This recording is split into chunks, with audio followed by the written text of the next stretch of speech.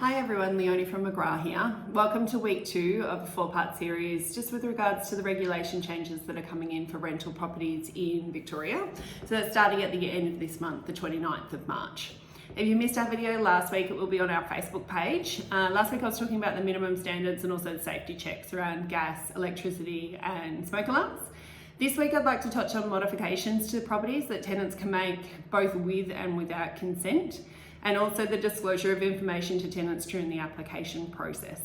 One of the reform changes that has been widely advertised is the modifications that tenants can make to properties without consent. Turns out it's not quite as drastic as we all were praying it wouldn't be.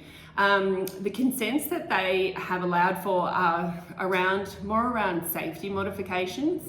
So it includes things like there is picture hooks, anchoring devices, so that's to stop bookcases tipping over, baby gates, blind cords and anchors like that, and then security lights and alarms that are not hardwired, and film on windows for privacy reasons.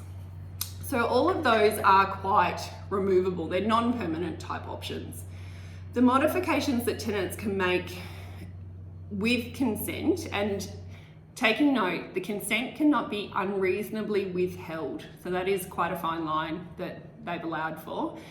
Those sort of things are, again, not too drastic. So it's silicone and caulking around, so draft proofing the property. So around gaps in windows or skirting boards or floorboards or things like that.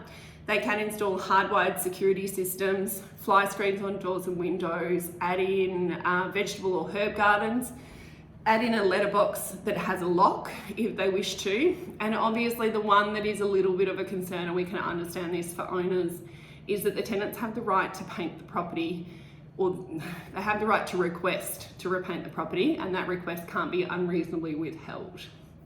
Now, in saying this, there is an allowance in the new lease agreement that clearly states that the tenant has to restore the property to original condition less fair wear and tear. So if a tenant decides to paint a wall purple or some other colour of the rainbow and we're not happy about that, there is an allowance to get them to restore the property back to its original colour.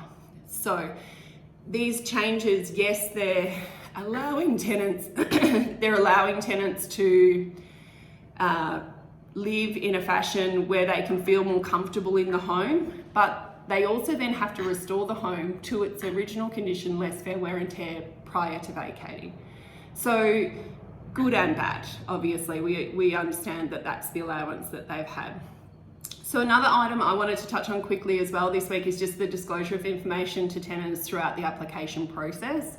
This is something that we've probably always done just as a general rule, but it's now a requirement.